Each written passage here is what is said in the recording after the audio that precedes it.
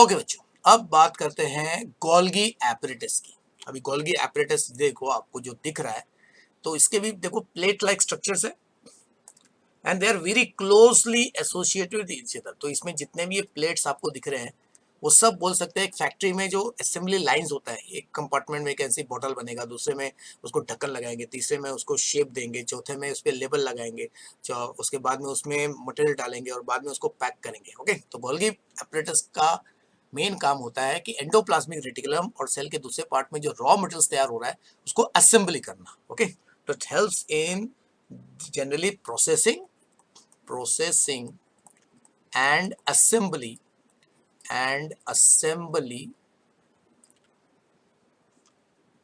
of final cellular product.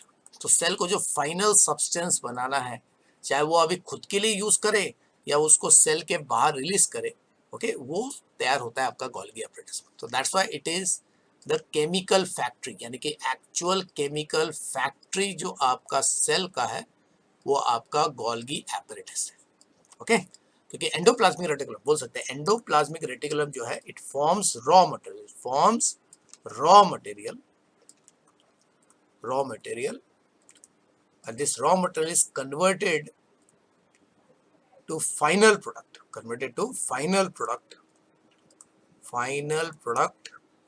in Golgi. इसको Golgi में किया जाता है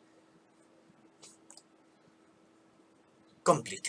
तो अभी गोल्गी बॉडी का भी बेसिक स्ट्रक्चर क्या है, तो it is made of plate like structure. तो जो जितने भी प्लेट्स है तो उसके लैटरल जो साइड्स होते हैं वो थोड़े से बल्ज रहते हैं। तो उसका कारण क्या है, ये आपको ऐसे दिखेगा। तो number of plates are seen very closely associated with each other like this. Okay, और उसमें इंटरकनेक्शन जो होता है वो होता है टेम्पररी, मतलब परमानेंट नहीं। एंडोप्लाज्मिक रेटिकुलम में जो इंटरकनेक्शन होता है, अगर मैं देखो इस पे परमानेंट आपका अगर इस तरह दिखा दूँ, अगर समझ लो मैं ये प्लेट लिया, ऐसा प्लेट लिया, ये तीसरा प्लेट लिया और उनके बीच में अगर मैं ऐसा इंटरकनेक्शन दिखाऊं परमानेंट, तो वो आपका एंडोप्लाज्मिक रेटिकुलम। तो गोल्गी बॉडी के बीच में जो इंटरकनेक्शन होता है वो टेम्पररी होता है, क्योंकि एक कंपार्टमेंट से दूसरे कंपार्टमेंट में सब्सटेंस को ट्रांसफर जब करते हैं तब जाके इंटरकनेक्शन बनता है। ओके, तो ये जो सिंगल प्लेट्स आपको दिख रहे हैं इसको भी कहा जाता है सिस्टर्न। अब जस्ट इमेजिन, ये नीचे ही आपका एंडोप्लाज्मिक रेटिकुलम है जिसमें रॉ मटेरियल बन रहा है। ओके, ये आपका एंडोप्लाज्मिक रेटिकुलम है जिससे रॉ मटेरियल बन रहा है। अब उसको क्या करना है, प्रोसेस करना है। और ये आपका एंडोप्लाज्मिक रेटिकुलम बना, ये आपका न्यूक्लियस बना, दिस इज न्यूक्लियस। तो यहाँ पे हमको अभी रिलेशन जो न्यूक्लियस बना, ये आपका एंडोप्लाज्मिक रेटिकुलम है, ईआर है। तो ईआर से अल्टीमेटली क्या होता है, या तो पूरा का पूरा एक प्लेट सेपरेट हो जाएगा, तो वो ये प्लेट पूरा सेपरेट हुआ और यहाँ पे वो अलाइन हो गया, ऐसा ऐसा यहाँ पे अलाइन हो गया सपोज, है ना। ना अब इस प्लेट में जो भी कंटेंट है उसको दूसरे प्लेट में डालेंगे, दूसरे से तीसरे में जाएगा, यानी कि सपोज ये पहला नंबर है, ये दूसरा नंबर है, ये तीसरा नंबर है, ये चौथा नंबर है, ये पांचवा नंबर है ना। तो एक प्लेट से दूसरे प्लेट में कंटेंट को ट्रांसफर किया जाता है। और कभी कभी क्या होता है कि एंडोप्लाज्मिक रेटिकुलम कुछ वेसिकल्स तैयार करेंगे, ये वेसिकल्स तैयार करेंगे और वेसिकल में रॉ मटेरियल होता है। तो ये रॉ मटेरियल भी अल्टीमेटली एंटर करता है, तो एंटर करता है फ्रॉम वन साइड और फिर वो वेसिकल अंदर ही अंदर ट्रांसफर, एक कंपार्टमेंट से दूसरे कंपार्टमेंट में ट्रांसफर होके फाइनली जो फाइनल प्रोडक्ट है वो भी डिपेंड करता है कि इस गोल्गी एपरेटस को किसका मैसेज दिया है। फाइनल प्रोडक्ट जो है वो आपका बर्ड होके जो है एक दूसरे साइड से निकलने लग जाता है। तो ये साइड से भी निकल सकता है ऐसा, तो डिपेंड करता है कि आप क्या बना रहे हो। जैसे देखो अभी मैं जो पहला कंपार्टमेंट है ना, तो आपको साइड में भी और बहुत सारे बबल्स जैसा दिखेंगे। सारे बबल्स जो आपको दिख रहे हैं इसको हम लोग वेसिकल कहते हैं, जिसमें या तो रॉ मटेरियल रहेगा नहीं तो फाइनल प्रोडक्ट रहेगा। तो नीचे जो है, नीचे के वेसिकल्स जो है उसमें रहेगा आपका रॉ मटेरियल, और जो आउटर साइड, अभी इसमें साइड कैसे डिसाइड होता है, जो साइड आपको देखो न्यूक्लियस की तरफ दिख रहा है, न्यूक्लियस की तरफ, ये एंट्री फेस है, इसको एंट्री फेस कहते हैं। इस एंट्री फेस को नाम दिया जाता है सिस फेस, और इसी में वेसिकल्स एंटर करते हैं टेकिंग, जैसे सपोज ये दाल है और ये चावल है, इसको अपने फर्स्ट कंपार्टमेंट में क्या किया, फ्यूज कर दिया। तो वेसिकल्स, ये सारे वेसिकल्स क्या होते हैं, the vesicle fuse with cistern. तो यहाँ पे एक सिस्टर्न है, तो आपको लेफ्ट साइड के डायग्राम में अगर दिख रहा है, तो अगर मैं इस लेफ्ट साइड के डायग्राम को देखूं तो ये है आपका इनकमिंग वेसिकल,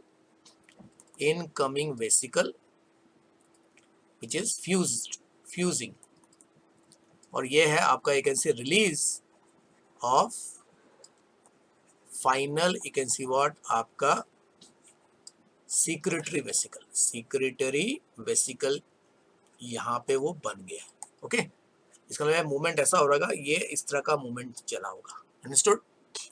तो एक सिस्टर्ने से दूसरे सिस्टर्ने में क्या होता है, चीजों को ट्रांसफर करते हैं और फिर जो फाइनल प्रोडक्ट बनता है या तो अलग अलग सिस्टर्ने से निकलेगा या तो फाइनल जो है ऐसे ही है। अभी भी इसका मैं एग्जांपल अगर आपको दे दूं तो एग्जांपल देने की बात ऐसे करते हैं, लेकिन उसके पहले ही देते हैं। जो एंट्री फेज है उस फेज को सिस फेज कहते हैं।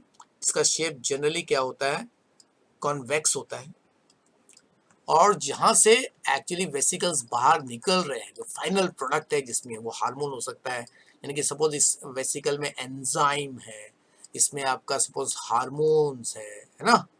ये सारे वेसिकल्स अभी या तो सेल के अंदर यूज होंगे या जनरली सेल इसको बाहर रिलीज कर देते हैं, तो उसको हम लोग कहते हैं एग्जिट फेज, या उसको कहते हैं ट्रांस फेज। क्या कहते हैं, ट्रांस फेज कहा जाता है।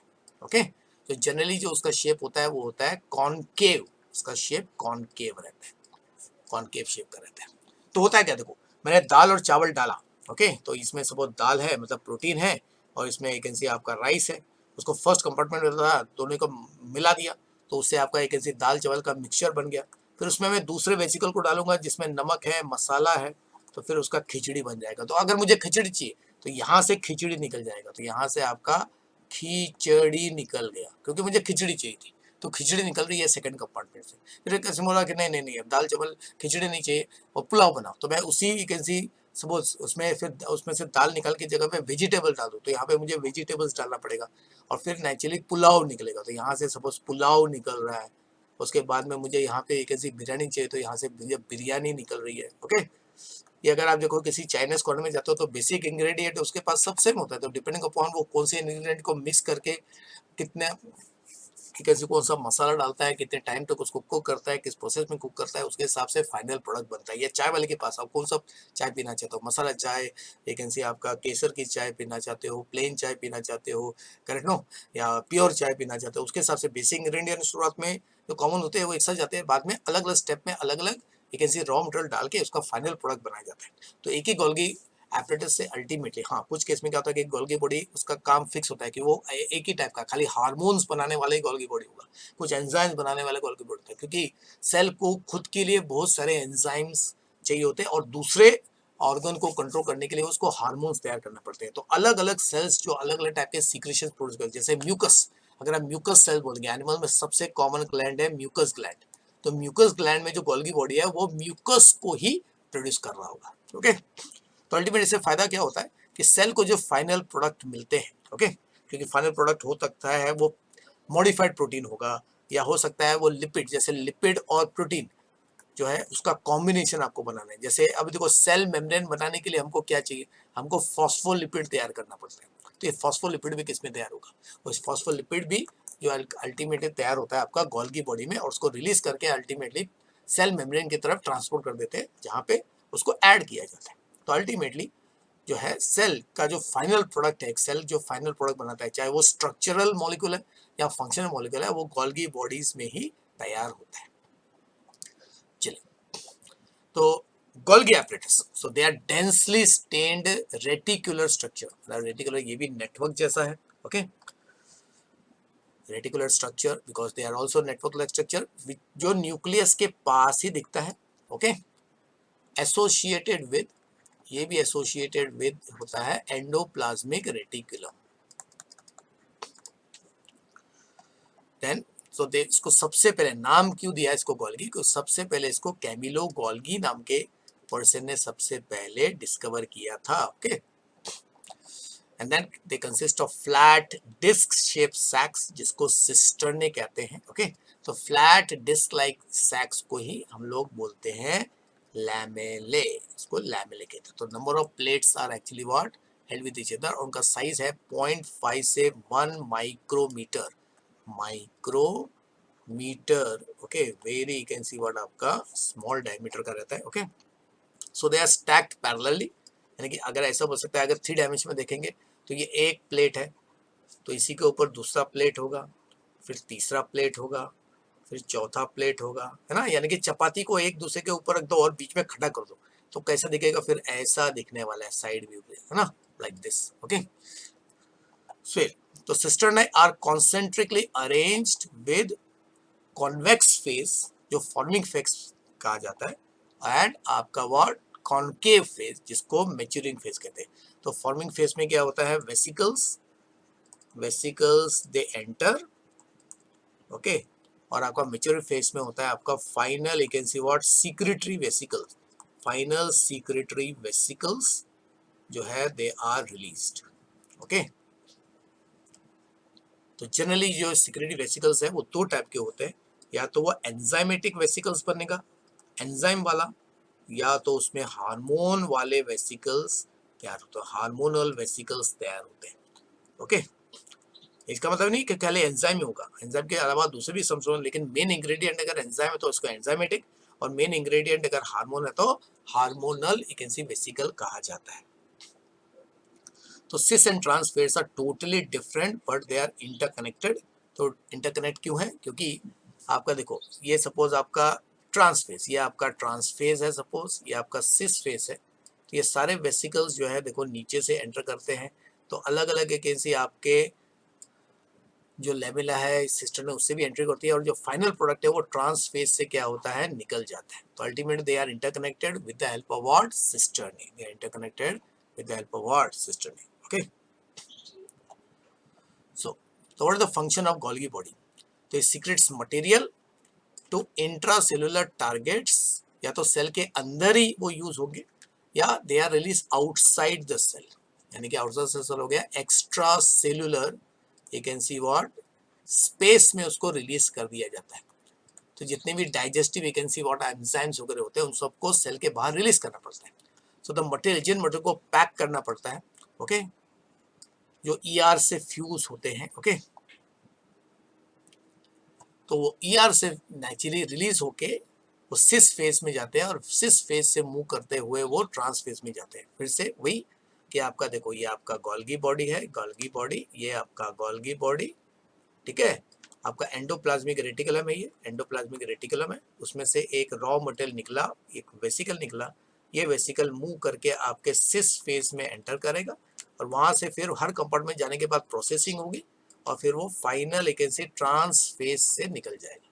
तो ये आपका ट्रांस फेज है, और ये आपका व्हाट, सिस फेज है, ओके। और ये आपका ई आर का ये वेसिकल है। That's why ER और Golgi body, they are very closely associated with each other. Okay, that's why Golgi apparatus remains in close association with आपका एंडोप्लाज्मिक रेटिकुलम। तो ये आपको गिव रीजन भी आ सकता है, यानी कि एंडोप्लाज्मिक रेटिकुलम के आजू बाजू में ही आपको गोल्गी बॉडी मिलेगा, क्योंकि एंडोप्लाज्मिक रेटिकुलम में बनता है रॉ मटेरियल, और ये रॉ मटेरियल जो है अल्टीमेटली गोल्गी बॉडी में जाके प्रोसेस होता है, और फिर फाइनल प्रोडक्ट जो है गोल्गी बॉडी रिलीज कर देता है फ्रॉम द आउटसाइड में। ट्रांसफेज, ट्रांसफेज कहाँ पे, तो ये आपका सपोज सेल मेम्ब्रेन है, ये आपका सेल मेम्ब्रेन है, तो transphase is facing the cell membrane, और आपका सिस फेज जो है वो न्यूक्लियस, ये आपका देखो न्यूक्लियस है, ये आपका न्यूक्लियस है, ये आपका न्यूक्लियस है। तो न्यूक्लियस की तरफ जो सरफेस होता है वो हो गया सिस फेज, वहाँ पे रॉ मटेरियल के वेसिकल की एंट्री होती है, और ट्रांसफेज पहुँचते पहुँचते वो प्रोसेस हो जाता है। फिर दूसरा है प्रोटीन जो सिंथेसाइज होता है राइबोसोम के द्वारा एंडोप्लाज्मिक रेटिकुलम में, उसको मॉडिफाई किया जाता है in Golgi apparatus before they are released from it trans face, क्योंकि बहुत सारे जो प्रोटीन होता है वो प्राइमरी से लेके फिर सेकेंडरी, सेकेंडरी से टर्शरी, और फिर क्वार्टरनरी स्टेज तक वैकेंसी उनको मॉडिफाई किया जाता है, ओके।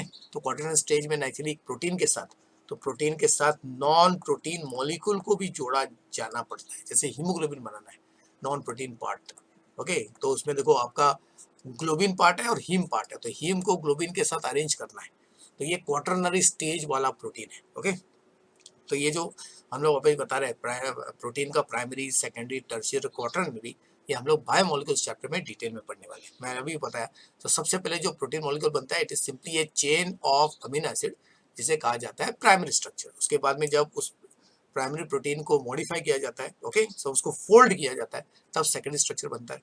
फिर सेकेंडरी स्ट्रक्चर को फिर सुपर फोल्ड करते हैं, तब वो टर्सरी स्ट्रक्चर बनता है। और जब उसके साथ कोई दूसरा नॉन प्रोटीन पार्ट जोड़ देते हैं तो क्वाटरनरी स्ट्रक्चर प्रोटीन का बन जाता है। तो हर प्रोटीन या तो प्राइमरी, सेकेंडरी, टर्सरी या क्वाटरनरी स्टेज पे एक्चुअली रिलीज किया जाता है। फिर formation of glycoprotein and glycolipids, यानी कि आपका कार्बोहाइड्रेट जो है उसके साथ आप प्रोटीन को जोड़ रहे हो तो उसको ग्लाइकोप्रोटीन कहते हैं।